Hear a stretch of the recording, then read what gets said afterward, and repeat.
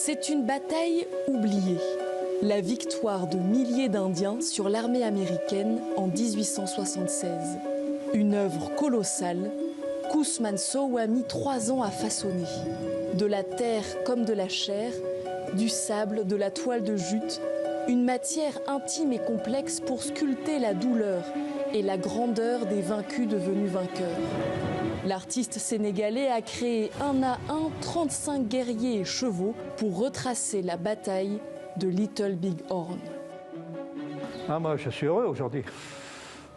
Je suis heureux parce que on va, comment dire, on va s'en occuper. Voilà, c'est surtout ça, parce que là, pour moi, elle était abandonnée. Là. Disparu en 2016, Ousmane Sow a laissé ce tableau monumental disloqué et comme figé dans le temps. Pour lui redonner vie, les proches de l'artiste ont décidé d'organiser une exposition en France. Les gens doivent voir ça, c'est tellement merveilleux, c'est tellement un boulot immense, c'est le travail acharné comme il a travaillé là-dessus, il a travaillé sans arrêt. Et il s'endormait dessus en travaillant, c'était extraordinaire. Alors moi j'en ai le souvenir de ça et donc on va faire en sorte que l'exposition soit magnifique et qu'il y ait des millions et des millions de personnes qui viennent la visiter. Les œuvres, on les prend ici, on ne prend jamais là, parce que là c'est fragile. Ancien logisticien, Jean-Louis Gazagnon avait aidé l'artiste à transporter ses œuvres dès sa première exposition en 1987. Envoyé à Dakar par le Centre français des monuments nationaux, il doit désormais coordonner le délicat transfert des géants. Quand tu fais les têtes, tu les fais le plus propre possible, c'est-à-dire que ça soit bien enroulé. Tu vois, comme là, c'est bon, c'est propre. Les têtes, aux expressions troublantes de vérité, sont délicatement emballées.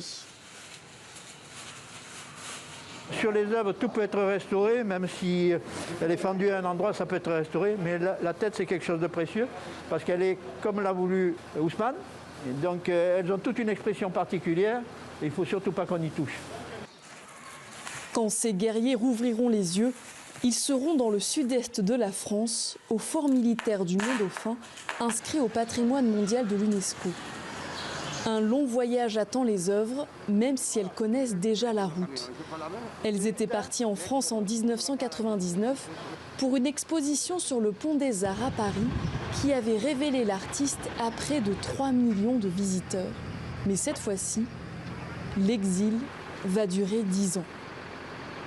Je ne peux pas imaginer que toutes ces œuvres qui ont pris naissance au Sénégal ne reviennent pas au Sénégal. Il faut que peut-être on redécouvre Ousmane grâce au ministère de la Culture et au Monument historique en France, qu'on redécouvre Ousmane là pour qu'on ait tous envie de faire une exposition à Dakar.